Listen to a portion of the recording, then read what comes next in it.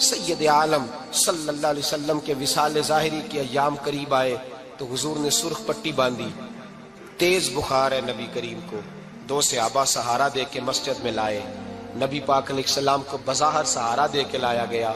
کریم رسول نے لوگوں کو جمع کیا، حضور آج کیا ہونے والا ہے، آج کیا کہا جائے گا، آج کس لیے میٹنگ بلائی ہے؟ نبی کریم کے کل صحابہ جب مسجد میں جمع ہوئے تو کھچا کھچ مسجد بھری ہے۔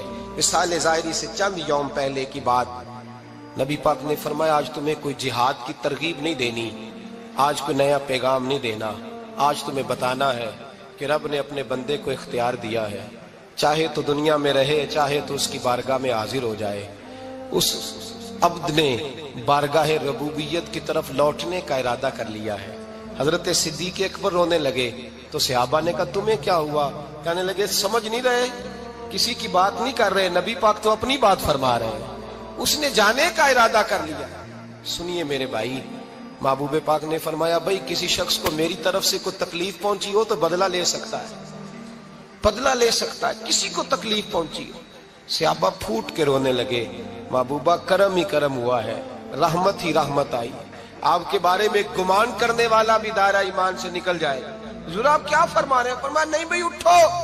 پیچھے سے جناب عکاشہ بن محصن اٹھے، ہاتھ کانپتے ہیں، آگے بڑھے، کہنے لگے یا رسول اللہ، ایک جنگ کے موقع پر آپ نے درہ مارا تھا، ننگی پیٹھ پر صفیں سیدھی کراتے، بات دل میں رہ گئی ہے، میں نے بدلہ لینا ہے۔ نبی کریم نے فرمایا بلال دوڑ کے جاؤ، فاطمہ کے گھر درہ پڑا ہے، درہ لاؤ۔ سیدنا بلال حبشی کہتے ہیں میں گیا، دستک دی سیدہ طیبہ طاہرہ، حضرت فاطمہ فرمانے لگی بلال کیسے آئے ہو؟ اماں جی وہ درہ چاہیے تھا۔ سیدہ کو تشویش ہوئی، کہنے لگے بلال نہ تو جنگ پہ جانا ہے، نہ جہاد ہے، نہ کوئی ایسا موقع ہے، حضور کی تو طبیعت مبارک بظاہر بڑی علیل ہے، درہ کیا کریں گے؟ حضرت بلال عرض کرنے لگے اماں جی ایک صحابی بدلہ لینے لگے ہیں، صاحب طبقات نے جملے لکھے ہیں، کہتے ہیں بی بی صاحبہ نے درہ بھی دیا اور امام حسن حسین کو بھی باہر نکالا۔ فرمانے لگی عکاشہ سے کہنا 100 درے مارے، ان دو شہزادوں کے جسم پر نبی پاک کے قریب نہ جائے، میں نے 2 بچے پیدا ہی اپنے محبوب پر قربان کرنے کے لیے کیے، ان کو لے جائے۔ حضرت بلال کہتے ہیں میں 2 شہزادے لے کے آیا، اور جب دروازے میں میں لے کے پہنچا تو نبی پاک نے دیکھا تو آنکھوں میں آنسو آ گئے۔ فرمایا ان کو بٹھا دو، مجھے پتا ہے فاطمہ نے کیا کہہ کے بھیجا ہے۔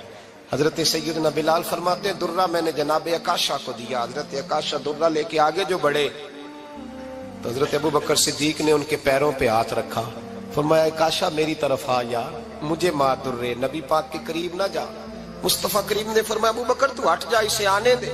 فرماتے ہیں میں چند قدم آگے گیا تو مولا علی شیر خدا نے میرے پیر پہ ہاتھ رکھا، کہنے لگے عکاشہ سوچ تو صحیح تو کیا کر رہا ہے؟ حضور نے فرمایا علی ہٹ جاؤ، میرا اور ان کا معاملہ ہے۔ جناب عکاشہ آگے بڑھ رہے، نبی کریم نے فرمایا میں اپنی امت کو درس دینا چاہتا ہوں، خبردار خبردار زندگی میں تمہارے ہاتھ سے زبان سے کسی کو تکلیف نہ پہنچنے پائے، خبردار یاد رکھنا وہ معاشرے بگڑ جاتے ہیں، وہ معاشرے تباہ کر دیے جاتے ہیں جہاں ظلم ہوتا ہے، جہاں زیادتی ہوتی ہے، جہاں لوگوں کو ستایا جاتا ہے۔ محبوب کریم کے قریب آئے حضرت عکاشہ کہ حضور میری پیٹھ ننگی تھی، آپ بھی ذرا کپڑا ہٹائیے۔ نبی کریم نے پیٹھ سے کپڑا ہٹایا، جناب عکاشہ نے درہ جو اٹھایا تو صحابہ کی چیخیں نکلی، حضرت عکاشہ نے درہ دور پھینکا، حضور کے بطن اطہر سے لپٹ گئے، چومنے لگے، کہنے لگے حضور وہ تو صفیں سیدھی کراتے لگ گیا تھا، آپ نے کہاں مارا تھا؟ یا رسول اللہ میں تو بہانہ بنا رہا تھا کہ جاتی دفعہ مجھے وجود چومنے کا موقع نصیب ہو جائے، مجھے یہ موقع نصیب ہو جائے۔ میرے حبیب نے فرمایا جس نے جنتی دیکھنا ہو میرے عکاشہ کی زیارت کر لے۔ بھائی ظلم کا دروازہ کھلا ہوا ہے اور لوگ بھول جاتے ہیں زیادتی کرتے ہوئے، وہ بہو سے ہی کیوں نہ کریں، وہ اپنے گھر کے بھول جاتے ہیں کہ شاید پوچھنے والا کوئی نہیں، شاید میزان نہیں لگے گا۔ ایران کے بادشاہ نے اپنے بیٹے کو پڑھانے کے لیے ایک استاد صاحب کا بندوبست کیا۔ استاد صاحب کو کہا کہ میرے بچے کو دین پڑھائیے، میں چاہتا ہوں کل اس نے عنان حکومت کو سنبھالنا ہے تو یہ دین سے آگاہ ہو جائے، اس کو کچھ سکھائیے، پڑھائیے۔ بہت نیک بزرگ بڑے درویش عالم پڑھانے لگے، اسباق مکمل ہو گئے، دین کے اسباق قرآن مجید پڑھایا، احادیث طیبہ کا درس دیا، اصول فقہ سے روشناس کرایا۔ جب بچے نے مکمل تعلیم حاصل کر لی اور آمین ہو گئی، دستار ہو گئی، فارغ ہو گئے، تو پھر ایک دن استاد صاحب نے کہا بیٹے کل تم نے ضرور آنا ہے، کچھ بات کرنی ہے۔ شہزادہ گیا ملنے استاد صاحب سے، استاد صاحب نے کنڈی لگا لی، ہاتھ میں درہ پکڑ لیا، مار مار کے پورے وجود کو زخمی کر دیا، کوئی غلطی نہیں، کوئی بات نہیں، مارا۔ اب بچہ آیا آ کے بادشاہ سلامت سے کہا کہ ابا جی سمجھ نہیں آئی، بڑا مارا ہے استاد۔ تو سیانے تھے نا بادشاہ، یہاں تو قاری صاحب روز کٹہرے میں کھڑے ہوتے ہیں، مولوی صاحب آپ نے میرے بچے کو کیوں مارا ہے؟ آپ 8,000 کے مولوی ہیں، میرا کئی کروڑ کا بچہ ہے، سویرے بدل لیں گے، خبردار آپ نے بچے کو ہاتھ لگایا، اپنی حیثیت میں رہے معاذ اللہ۔ جو قومیں استادوں کو کٹہروں میں کھڑا کرتی ہیں وہ ترقی نہیں کر پاتی، جو استادوں کو کٹہروں میں روز کھڑا کرتے ہیں۔ کہا ابا جی بڑا مارا ہے، تو والد بڑے سمجھدار تھے، کہنے لگے بیٹا استاد باپ ہوتا ہے، وہ زیادتی نہیں کرتا، کوئی بات ہوگی، میں تیرے استاد کو کٹہرے میں نہیں بلاؤں گا۔ اماں سے بات کی، اماں کہنے لگی بیٹا میں تیرے باپ سے کیسے بات کروں، ڈرا تھا۔ وقت گزر گیا، 22 سال بیت گئے، 22 سال گزر گئے، بادشاہ کا انتقال ہوا، شہزادہ تخت پہ بیٹھا، پہلا حکم یہ دیا کہ میرے استاد کو بلاؤ، پہلا حکم۔ استاد جی بوڑھے ہو گئے تھے، چھڑی کے اوپر ٹیک لگا کے آئے اور بھویں سفید ہو کے جھک گئی تھیں، یوں آنکھ کھول کے بڑی مشکل سے دیکھا، کہنے لگے شہزادے حکم ہو۔ کب میں شہزادہ نہیں، اب میں بادشاہ بن گیا ہوں۔ استاد جی 22 سال بیت گئے، آپ نے مارا تھا، پر وہ درد چونکہ زیادتی کی تھی، میرا قصور کوئی نہیں تھا، تو نہ میری روح سے درد گیا ہے نہ میرے جسم سے گیا ہے، میں بے اختیار تھا، پوچھ نہیں سکتا تھا، آج با اختیار ہوا ہوں۔ سب سے پہلے پہلا حکم آپ کو دیا، بلایا ہے، بتائے کیوں مارا تھا، کیوں مجھے مارا تھا، میری زیادتی بتائے۔ تو استاد، بوڑھے استاد کی آنکھیں آنسوؤں سے بھر گئی، کہنے لگے بیٹے بس آج کے دن کے لیے مارا تھا، یہ جو دن آ گیا نا میری زندگی میں اس لیے مارا تھا، یہ میں چاہتا تھا میری زندگی میں وقت آئے، آج کے بس میری مراد پوری ہو گئی۔ کہا صاحب کس لیے، مجھے بھی سمجھائے۔ آپ فرمانے لگے کتنی دیر ہو گئی تجھے مار کھائے ہوئے، کتنا زمانہ بیت گیا؟ کہنے لگا 22 سال۔ فرمایا زخم بھولے تو نہیں، درد ختم تو نہیں ہوئی، تمہیں بات 1 منٹ کے لیے بھی تمہارے حافظے سے محو تو نہیں ہوئی؟ کہا استاد جی روز رات کو یاد آتی، روز خیال آتا تھا۔ استاد کہنے لگے بھائی تو بے اختیار تھا، پوچھ نہیں سکا، 22 سال تجھے یاد رہا، مجھے پتا تھا تو ایک دن حکمران بنے گا، میں نے تجھے اس لیے مارا تھا کہ بیٹے یاد رکھنا، کسی پہ ظلم نہ کرنا، اگر تجھے 22 سال تک یاد رہا ہے تو جس پر تو ظلم کرے گا اسے بھی قیامت تک یاد رہے گا، اور یہ یاد رکھنا تو آج با اختیار ہوا تو تو نے مجھے بلا لیا ہے، قیامت کے دن غریب با اختیار ہو جائیں گے، مظلوم با اختیار ہو جائیں گے، وہ با اختیار ہوں گے، للہ الواحد القہار، رب کریم کی بارگاہ کے اندر ان کا اختیار ہوگا، اکیلے اللہ کی حکمرانی ہوگی، پھر وہ بلائیں گے، بڑے بڑے کج کلہ دنیا میں جن کی پگڑیاں اونچی تھی وہ سر جھکائے کھڑے ہوں گے، دنیا میں جو ڈکٹیٹر بنتے تھے ان کی پشتیں لال ہوں گی، ان کو غدار لکھا جائے گا، قیامت تک نہیں بھولے گا۔ ظلم کرنا تو سوچ سمجھ کے کرنا، اتنا کرنا جتنا تم سہ سکتے ہو، اتنی زیادتی کرنا جتنی قیامت میں تم برداشت کر سکتے ہو۔ میرے نبی کریم صلی اللہ علیہ وسلم نے فرمایا ظلم سے بچو، یہ قیامت کے اندھیروں میں سے ایک اندھیرا ہوگا، زندگی میں زیادتی نہ کریں، اگر تھوڑی دیر کے لیے کوئی چیز برداشت کر جائیں گے تو وہ فائدہ دے جائے گی، کچھ دیر کے لیے اگر سہ جائیں گے تو نفع مل جائے گا، سہنے کی کوشش کریں لیکن زیادتی نہ کریں، نظر کو، سوچ کو، ذہن کو پاک رکھیں، اور میرے بھائی زندگی پوری ظلم سے بچیں، زیادتی سے بچیں۔ امیر المومنین حضرت جناب سیدنا عمر فاروق رضی اللہ تعالیٰ عنہ رات گھر میں تھے تو رونے لگے، بڑی دیر تک روتے رہے، والدہ اٹھی تو صاحبزادے سے کہنے لگی پتہ کرو تمہارے باپ کو کیا مسئلہ ہے۔ شہزادے آئے، کہنے لگے امیر المومنین والد گرامی کیا ہوا؟ تو حضرت عمر فاروق کہنے لگے بیٹا اپنی اماں کو بلاؤ۔ والدہ آ گئی، کیا بات ہے، کچھ طبیعت خراب ہے تو حکیم کا بندوبست کیا جائے۔ تو حضرت عمر کہنے لگے کچھ بھی نہیں، آج مسجد سے نکلا ہوں تو نبی پاک کے صحابہ میری تعریفیں کر رہے تھے، یہ حضرت فاروق اعظم کے وصال کے قریب کے دن ہے۔ تعریف ایک تو حضرت یہ رونے کی بات ہے کہ خوش ہونے کی؟ آپ فرمانے لگے نہیں، سوچتا ہوں باہر تو میں اچھا رہا ہوں، پتہ نہیں گھر میں ہی کوئی زیادتی نہ ہو گئی ہو، پتہ نہیں تمہارے ساتھ بھی میرے معاملات ٹھیک تھے کہ نہیں، صحابہ تو تعریف کرتے ہیں، رو رہا ہوں تمہاری وجہ سے نہ الجھ جاؤں، بیوی ہی نہ کہے میرا حق ہی ادا نہیں کیا۔ یہ لفظ کہتے کہتے پہاڑ ہے یہ شخص، کیسر و کسرا کامتے ہیں۔ حضرت عمر رو پڑے، بی بی سے کہنے لگے مجھے اللہ کی رضا کے لیے معاف نہیں کر دیتی؟ میرے اوپر بوجھ تھا امت کا، میں ساری رات مدینے کی گلیوں میں پھرتا تھا، دن سارا مسجد میں گزرتا تھا، میں تجھے وقت نہیں دے پایا، معاف نہیں کر دیتی؟ تو زوجہ کہنے لگی نہیں عمر، میں نے بھی زندگی میں اپنا کوئی سکھ چین نہیں دیکھا، کوئی چاؤ پورا نہیں کیا، میں کیسے معاف کر دوں؟ میں نہیں معاف کرتی۔ حضرت عمر زمین پہ بیٹھ گئے، رونے لگے، کہنے لگے چل معاف کر دے۔ کہنے لگی ایک وعدہ کرو، قیامت کے دن رب کریم کی بارگاہ میں میری سفارش کرو گے؟ اللہ کی بارگاہ میں عرض کرو گے کہ اللہ اچھی تھی، مجھے کپڑے دھو کے دیتی تھی، روٹی پکا کے دیتی تھی، میری عزت کی محافظ تھی؟ جناب عمر کہنے لگے تیرے ساتھ وعدہ ہے، رب اپنے فضل سے عمر کو جنت دے گا تو عمر تجھے جنت میں ساتھ لے کر کے جائے گا، تیرے ساتھ وعدہ ہے۔ میرے بھائی جن کے دلوں میں احساس تھا کہ ہم سے کوئی زیادتی نہ ہو جائے کسی جگہ، وہ تو یہاں تک معاملہ کرتے تھے، یہاں تک ان کا خیال رہتا تھا۔ عزیزو، ایک تو نظر میں حیا پیدا کریں، والدین کی بہت بڑی ذمہ داری ہے۔ لاکھوں بچے مرضی کی شادیاں کر رہے ہیں، ہزاروں گھر اجڑ رہے ہیں، یہ وہ والا زہر ہے جو ہر گھر میں تیزی سے پھیلتا چلا جا رہا ہے۔ پہلے ہم کہتے تھے کہ بچہ باہر نہ نکلے، اب کہتے ہیں اللہ کہیں موبائل لے کے تنہا نہ بیٹھ جائے، کہیں تنہا نہ بیٹھ جائے، کیا بنے گا اس کا اگر یہ گندگی اور یہ ایسا نشہ ہے جو اجاڑ کے رکھ دے۔ بخاری شریف میں حدیث ہے، قاضی ایاز مالکی رحمۃ اللہ علیہ نے بڑی تفصیل سے لکھی ہے، راوی حضرت انس بن مالک ہیں۔ ایک بندہ بڑی دور سے آیا نبی پاک صلی اللہ علیہ وسلم کی زیارت کے لیے، بڑی دور سے۔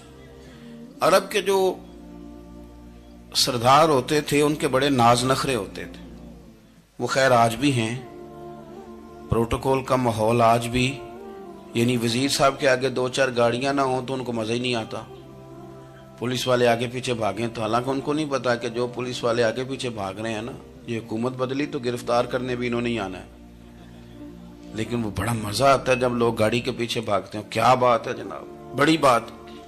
اور ہماری طبیعتوں میں پتہ نہیں کون سی، تو نبی پاک صلی اللہ علیہ وسلم کی خدمت میں وہ شخص بڑی دور سے آیا، تو عرب کے بادشاہوں کا مزاج تھا، پروٹوکول بڑا چاہتے تھے، ان کا تو یہ طریقہ تھا کہ حکمرانی کرنی ہے جیسے بھی ہو۔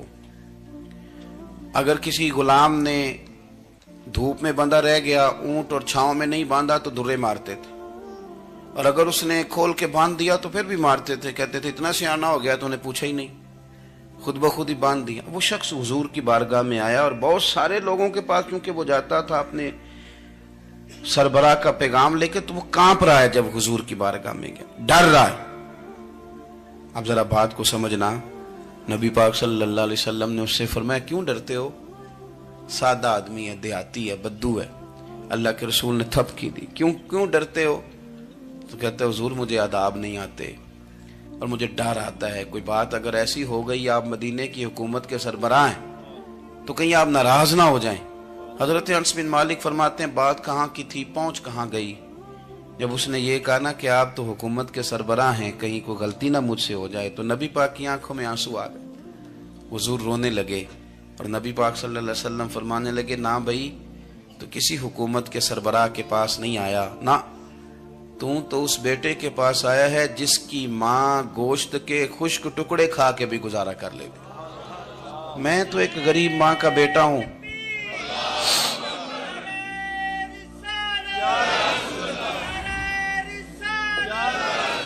بھائی اگر آپ کا یہ ذوق بن جائے، دیکھو نا آج تو لوگ بھول جاتے ہیں نا، کپڑے بدل لیتے ہیں تو وہ سمجھتے ہیں کہ شاید سارا کچھ ہی بدل گیا، یعنی گاؤں سے آ کر پڑھنے والے بھول ہی گئے ہیں کہ کس کی ماں نے کتنا زیور بیچا تھا۔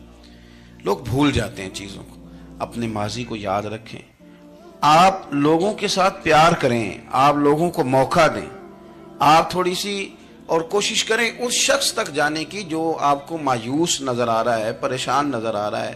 یہ ہمیں میلاد والے محبوب صلی اللہ علیہ وسلم نے درس دی۔ ایک اور پہلو، حضور سید عالم صلی اللہ علیہ وسلم نے، ہمارے ہاں نا ابھی بھی برادری کی تقسیم ہے، ابھی بھی، اور کچھ میں نے ایسے کمزور لوگ بھی دیکھے، یہ اس طرح کی حرکتیں ہارے ہوئے لوگ کرتے ہیں، ہارے ہوئے لوگ جو اپنے آپ کو سمجھتے ہیں کہ میں کوئی بڑا آدمی ہوں۔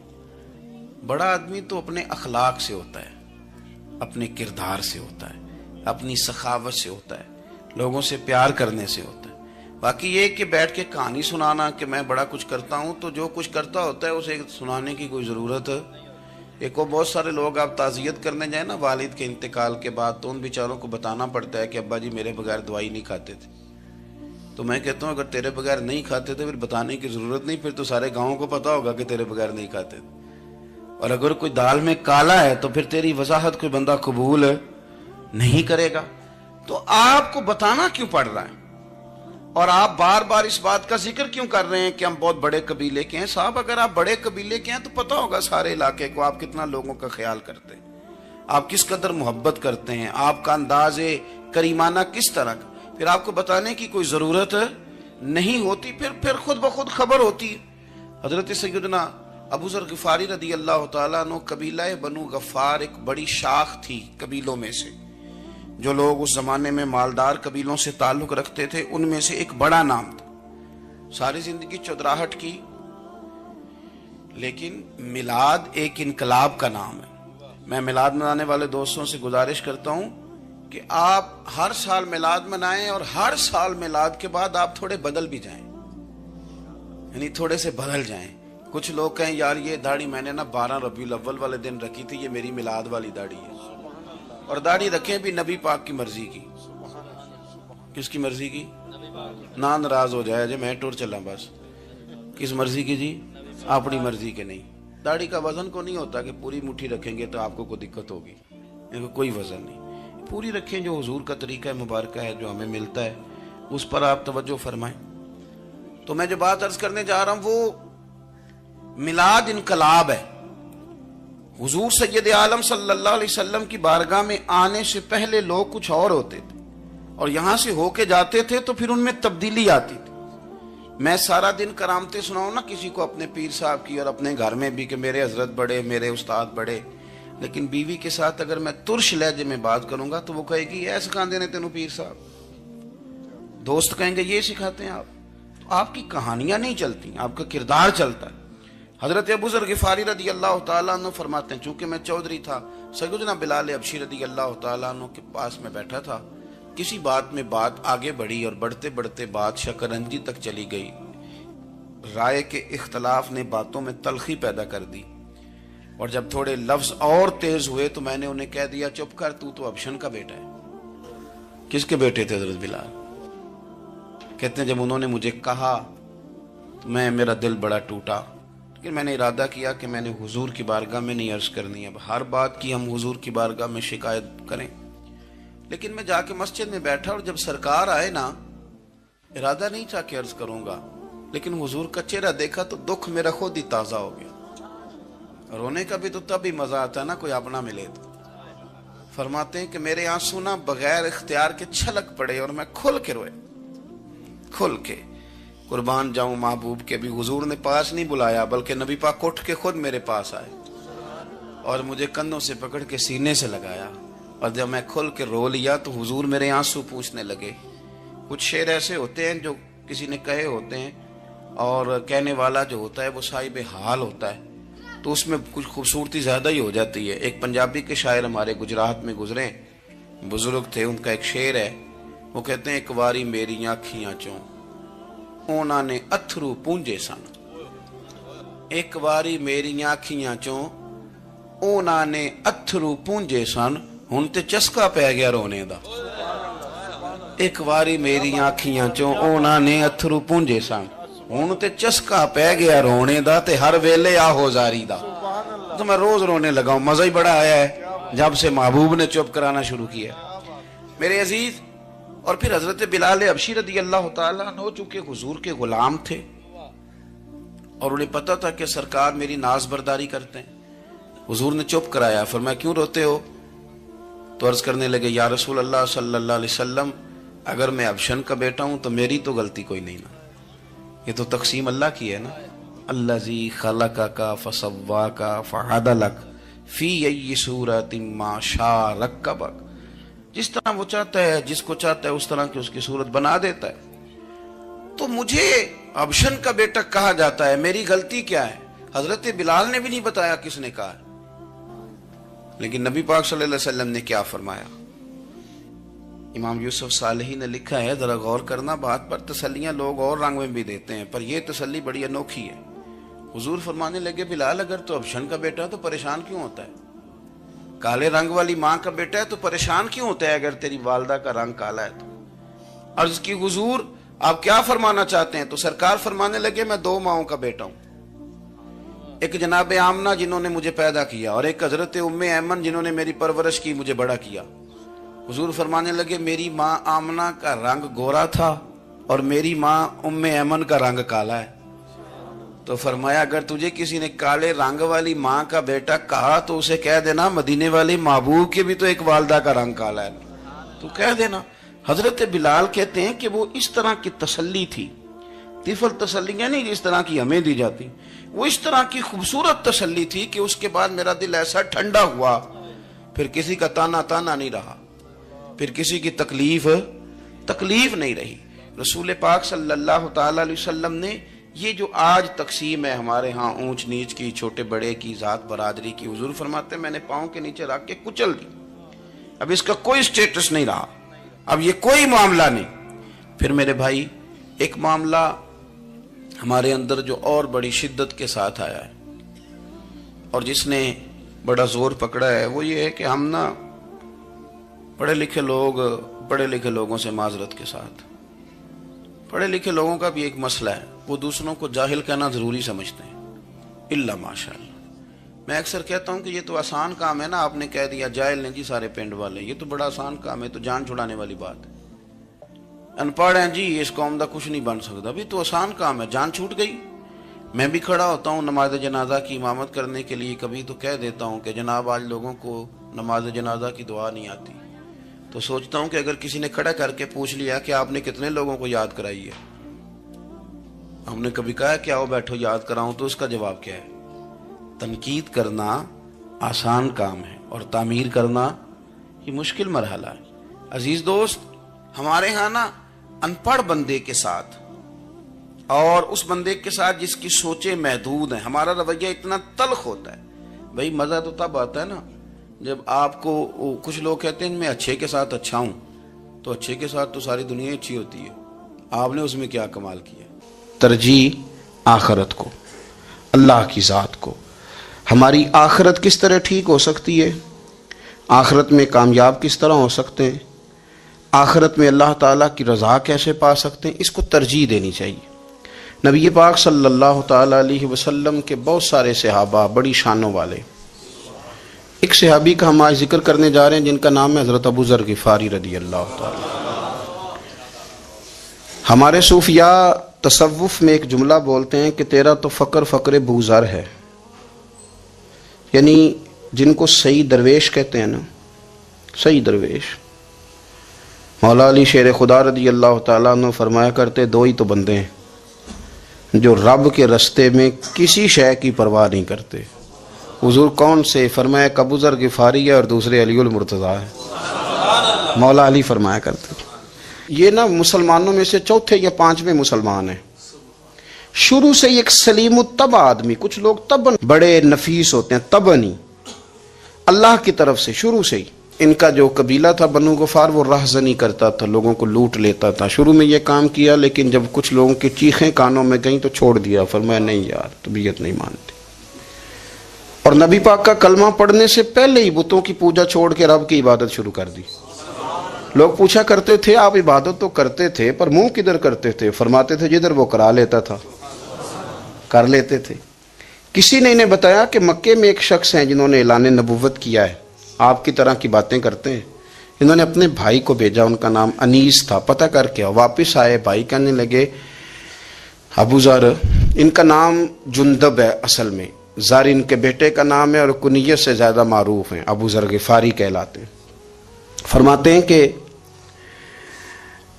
بھائی نے آ کے بتایا کہ وہ نیکی کا حکم دیتے ہیں، برے کاموں سے منع کرتے ہیں، صلہ رحمی کا پیغام دیتے ہیں، لیکن لوگ سارے مخالف ہیں۔ یہ چیز بھی بڑی کاؤنٹ ہوتی ہے، اسے نہ کاؤنٹ کیا کریں۔ لوگوں کی ترجیحات بدلتی ہیں، صبح کچھ، دوپہر کچھ، شام کچھ، اسے نہ کاؤنٹ کریں۔ انہوں نے اس بات کو کاؤنٹ کر کے بتایا کہ لوگ ان کے جو ہیں نا وہ مخالف ہیں سارے۔ تو حضرت ابو ذر غفاری کہنے لگے مجھے تسلی نہیں ہوئی، میں خود جا کے پتہ کروں گا۔ کہتے ہیں مکہ شریف آیا تو کسی ایسے آدمی سے پوچھ بیٹھا، میں تو کچھ اور سمجھا تھا، وہ کچھ اور نکلا۔ مکے والوں نے بڑا مارا۔ مکے پہنچ کے پہلی جو چیز ملی وہ مار کھانے کی تھی۔ اب میں ڈرتے کسی سے پوچھتا ہی نہ، بھوک بھی بڑی تھی، رہنے کو جگہ نہیں تھی، حرم شریف میں لیٹا رہتا تھا۔ میرے نصیب دیکھو، مجھے ایک شخص نے آ کے ہلایا، کہنے لگے اگر مناسب سمجھیں تو میں آپ کو دیکھ رہا ہوں کافی دیر سے، آپ کوئی پردیسی ہیں، آپ کا اپنا مہمان نہ بنا لوں۔ تو میں نے کہا آپ کا کیا نام ہے؟ کہنے لگے میرا نام ہے علی ابن ابی طالب۔ کہتے ہیں مولا کائنات گھر لے گئے، کھانا بھی کھلایا، جگہ بھی دی، سونے کو خدمت بھی کی، لیکن چونکہ میں تو پہلے ایک سے پوچھ کے مار کھا بیٹھا تھا، میں نے پوچھا نہیں میں کدھر آیا ہوں۔ رات رہے، اگلی رات بھی رہے، لیکن میں نے بتایا نہیں میں کس کام آیا ہوں۔ حضرت ابو ذر غفاری رضی اللہ تعالیٰ عنہ کہتے ہیں خود ہی مولا علی نے پوچھا بتا سکتے ہو کیسے آئے ہو؟ میں نے کہا رات رکھ لو گے؟ فرمایا بڑا کشادہ سینہ دیا رب نے مجھے، تو بات تو کر۔ کہنے لگے یار میں تو محمد مصطفیٰ کی زیارت کرنے آیا صلی اللہ تعالی علیہ وسلم۔ یہ بے نیاز لوگوں میں سے ہیں حضرت سیدنا ابو ذر غفاری۔ میں حضور کی زیارت کے لیے، حضرت علی کہنے لگے سویرے لے چلوں گا۔ انسان بزدل نہیں ہوتا، ہر انسان بزدل نہیں ہوتا، اور بلا وجہ ٹکراؤ کی پالیسی بنا لینا یہ بھی سیانے لوگوں کا کام نہیں۔ حکمت کے تقاضوں کے مطابق چلنا یہ بھی دلیر لوگوں کا ہی کام ہوتا ہے۔ حضرت مولا علی کہنے لگے صبح لے کے چلوں گا، پر حالات ٹھیک نہیں، شرارتی لوگ ہر جگہ ہوتے ہیں۔ اگر کوئی شرارتیوں کا ٹولہ ملا نا جو کھڑا ہوگا جاسوسی کرنے کے لیے کہ حضور کی طرف کون کون جا رہا ہے، تو میں نیچے جھکوں گا جوتے کا تسمہ ٹھیک کرنے کے لیے، لیکن آپ نے نہیں کھڑے ہونا، آپ نے چلتے رہنا ہے تاکہ کسی کو شک نہ ہو۔ کہتے ہیں اس ترتیب سے حضرت علی مجھے لے کے گئے، میں حضور کی بارگاہ میں پہنچا۔ مولا علی کہتے ہیں بڑے بڑے لوگ سوال کرتے تھے، پر یہ شروع سے سلیم الطبع تھے، مجھے کہہ لینے دینا، جنہوں نے ماننا ہوتا ہے وہ لمبے سوال کرتے ہی نہیں۔ مان جو لیا تو لمبے سوالوں کی ضرورت ہی کوئی نہیں۔ کہتے ہیں لوگ بڑے بڑے سوال کرتے تھے، پر ابو ذر نے 2-3 باتیں ہی پوچھی اور آگے جا کے کہنے لگے حضور ہاتھ بڑھائیں، مجھے کلمہ پڑھائیں۔ نبی پاک صلی اللہ علیہ وسلم نے کلمہ پڑھایا، فرمایا باہر جا کے نا ابھی ذکر کرنا کہ تم مسلمان ہو گیا، یہ ماریں گے۔ عرض کی حضور انہیں مارنے دے، میں آیا بھی مار کھا نہیں ہوں، انہیں مارنے دے نا۔ پڑا فلک کو کبھی دل جلوں سے کام نہیں، داغ دلوی نے کہا تھا پڑا فلک کو کبھی دل جلوں سے کام نہیں، اور جلا کے راکھ نہ کر دوں تو داغ نام نہیں۔ ماری تو کھانے آئے ہیں، مارنے دے، کرنے دے زور جتنا لگانا ہے لگانے دے۔ باہر جا کے اعلان کیا، مکے والوں نے مارا، اتنا مارا کہ بے ہوش ہو گئے۔ پھر کسی نے بتایا کہ تم نے گزرنا بھی ہے ان کے علاقے سے، بنو غفار سے، پھر ان کا پتہ بھی ہے یہ لوگ بڑے سخت ہیں، پھر چھوڑا۔ تباً بڑے جلالی تھے، زاہد مزاج تھے، فرماتے تھے کہ جو تمہاری ضرورت سے زیادہ ہے وہ سارا صدقہ کرو۔ کنز کے معاملے میں ان کا رویہ یہ تھا، صرف حضرت صدیق اکبر کو کچھ نہیں کہا انہوں نے، باقی حضرت عمر جیسے آدمی کو بھی کھڑا کر کے کہہ لیتے تھے یہ مال کیوں رکھا ہوا ہے خزانے میں، بانٹتے کیوں نہیں سارا۔ اور جناب عثمان غنی رضی اللہ تعالیٰ عنہ کے ساتھ تو باقاعدہ کئی دفعہ اس موضوع پر گفتگو کی۔ وہ کہتے تھے کہ جب اللہ کہتا ہے قرآن میں کہ مال دولت جمع نہیں کرنی، تو وہ جو لوگ تھے وہ بھی بڑی شانوں والے تھے، وہ کہتے تھے کہ اللہ نے جب زکوٰۃ فرض کی تو مال جمع ہوتا ہے تو زکوٰۃ فرض ہوتی ہے نا، جب فطرانے کا کہا تو مال ہوتا ہے تو فطرانہ آتا ہے نا۔ تو آپ جو کہہ رہے ہیں وہ ٹھیک ہے، پر آپ اعلیٰ بات کر رہے ہیں تقوی کی، سارا بانٹو۔ تو حضرت ابو ذر غفاری کہتے تھے چلو ٹھیک ہے تمہاری بھی بات مان لیتا ہوں، پر یہ بتاؤ مدینے والے کا اپنا طریقہ کیا ہے؟ کہ بھائی حضور کا طریقہ تو وہی ہے جو آپ بتا رہے ہیں۔ تو فرمانے لگے پھر اس رستے نہ چلیں جو رستہ مدینے والے رسول کا ہے، اور حضور سے، نبی پاک سے عشق کرتے بڑا کھل کے۔ یہ صحابہ صفہ میں سے تھے۔ کلمے پڑھنے کے بعد چونکہ طبیعت جلالی تھی تو حضور نے بھیج دیا، فرمایا واپس جاؤ اپنے قبیلے میں تبلیغ کرو۔ واپس گئے، بھائی کو مسلمان کیا، والدہ کو مسلمان کیا، قبیلہ سارا مسلمان کیا، وہیں رہے۔ ہجرت مدینہ کے بعد آئے تبوک کے موقع کے قریب، اور حضور نے اصحاب صفہ میں رکھ لیا۔ نوکری کرتے مدینے والے رسول کی، دلیر آدمی تھے، بڑا قبیلہ تھا، پر ڈیوٹی کرتے، ڈیوٹی خدمت کرتے۔ ایک بیٹا تھا، زار اس کا نام تھا، اس کی ڈیوٹی لگائی تم نے میرے نبی پاک کے اونٹ چرانے۔ ڈاکو آئے تو صاحبزادہ اونٹوں کی، اونٹنیوں کی حفاظت کرتے شہید ہو گیا۔ اور یہ انوکھا بندہ ہے جس نے شرط لگائی تھی کہ میں نے کالی سیاہ رنگ کی عورت سے شادی کرنی۔ انوکھا بندہ ہے۔ ایک بیٹی تھی، ایک بیٹا، بیٹا شہید ہو گیا۔ بیوی سے کہا تم نے نبی پاک کے گھر میں خدمت کرنی ہے، حضور کے گھر والوں، اور میں نبی پاک کی نوکری کروں گا۔ حضور کی خدمت کرتے، ہر وقت خدمت میں رہتے۔ اور حضور جب آتے نا، صحاب صفہ میں یہ شامل تھے جو لوگ دین سیکھتے، حضور جب آتے تو سب سے پہلے آ کے حضرت ابو ذر غفاری کا پوچھتے، بلائیں، اور جب بات کرتے حضور تو بار بار ان کو مخاطب کر کے بات کرتے۔ حضرت ابو ذر غفاری رضی اللہ تعالیٰ عنہ کا نبی پاک سے اتنا پیار کہ ہماری بھی مشکل حل کر دی۔ ابو داؤد شریف میں موجود ہے، ایک دن کہنے لگے یا رسول اللہ صلی اللہ علیہ وسلم، اگر کوئی بندہ کسی سے پیار بڑا ہی کرے پر اس جیسے عمل نہ کر سکے، کوشش کرے کرنا، لوگ ہمیں کہتے ہیں نا جی پیار بڑا، عمل بھی تو کرو نا، بھی کرنا چاہیے، پر انسان ہے نا، غلطی بھی تو ہو ہی جاتی ہے۔ اب ہم عمل نہیں کر سکتے تو تم ہمیں پیار بھی نہیں کرنے دو گے؟ مہربانی کرو، پیار تو کرنے دو نا۔ حضرت ابو ذر غفاری نے کہا، ابو داؤد شریف میں موجود ہے، یا رسول اللہ صلی اللہ تعالی علیہ وآلہ وسلم، حضور پیار بڑا کرے پر ان جیسے عمل نہ کرے تو حکم کیا ہے؟ تو حضور نے فرمایا پیار سچا کرے، اللہ قیامت کے دن جس سے محبت کرے گا نا اس کے ساتھ ہی دونوں کو اکٹھا فرما دے گا۔ تو حضرت ابو ذر نے فوراً کہا، حضور پھر مجھے آپ سے بھی بڑا پیار ہے، رب سے بھی بڑا پیار ہے۔ فرمایا فکر نہ کرنا، جنت میں اکٹھے ہی جائیں گے۔ اتنی محبت رسول پاک کی ذات کے ساتھ حضور کی نوکری کرنا۔ ایک دن خدمت کرتے کرتے سو گئے، حضور مسجد میں آئے پتہ کرنے کہ ابو ذر آرام کر رہا ہے۔ یہ بھی مزہ ہوتا ہے، خیال رکھنا اپنے درویشوں کا، کیا کھایا، کیا پیا، کہاں سوئے۔ حضور رات کو آئے، یہ سوئے ہوئے تھے۔ فرماتے ہیں حضور نے میرا انگوٹھا ہلایا، میں اٹھ کے بیٹھ گیا، حضور بھی میرے پاس بیٹھ گئے۔ اور میں ابو ذر بڑا پیار کرتے ہو، سونے آپ کو پتہ ہی ہے۔ کہا یار تو بڑی نوکری کرتا ہے، ایک دن وہ بھی آئے گا جس دن تجھے میری مسجد اور میرے شہر سے جانا پڑے گا، پھر کیا کرو گے؟ تو عرض کی حضور کسی کی طاقت ہے مجھے آپ کے شہر سے نکالے؟ میں تلوار نکال لوں گا۔ تو نبی پاک نے فرمایا تلوار نہ نکالنا، جہاں تمہیں بھیجا جائے چپ کر کے چلے جانا۔ حضور کب تک؟ فرمایا جب تک اللہ تیری اور میری ملاقات نہیں کرا دیتا، یعنی وصال تک۔ یہ واحد شخص ہیں کہ حضور کے وصال ظاہری کا وقت آ گیا تو فرمایا کوئی میرے ابو ذر کو بلاؤ۔ جب یہ آئے تو حضور لیٹے ہوئے تھے، یہ جھکے نبی پاک کی طرف، حضور میں حاضر ہوں، تو حضور نے پکڑ کے سینے کے ساتھ لگایا۔ میرے رسول پاک صلی اللہ علیہ وسلم کی خدمت میں ایک دفعہ عرض کرنے لگے حضور مجھے صوبے کا گورنر بنا دیں۔ تو نبی پاک نے فرمایا ابو ذر میں عہدے پسند نہیں کرتا، تو تمہیں بھی میں کہتا ہوں عہدہ نہ لینا، تمہیں بھی کہتا ہوں عہدہ نہ لینا۔ فرمایا ابو ذر میں جو چیز اپنے لیے پسند کروں گا تمہیں بھی اسی کا مشورہ دوں گا، تم بندے اچھے ہو پر یہ کام تمہارے بس کا نہیں ہے۔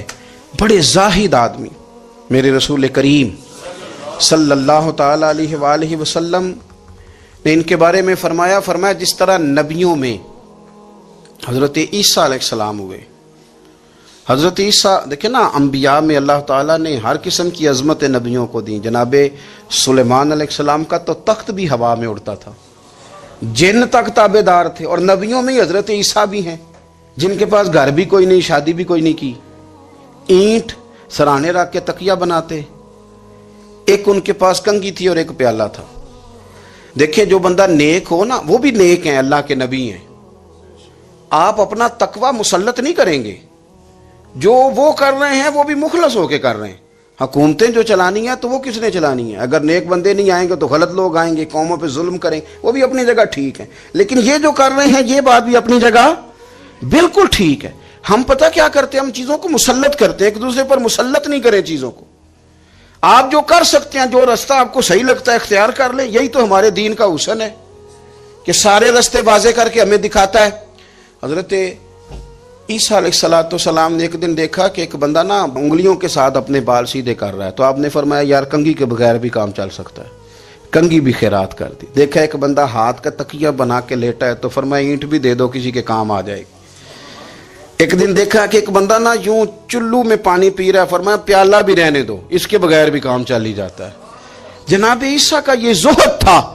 میرے نبی پاک علیہ السلام نے فرمایا جس نے جناب عیسیٰ کا زہد دیکھنا ہو وہ میرے ابو ذر غفاری کو دیکھے، ان کو دیکھے، یہ دنیا میں جناب عیسیٰ کے زہد کے مطابق چلتے پھرتے ہیں۔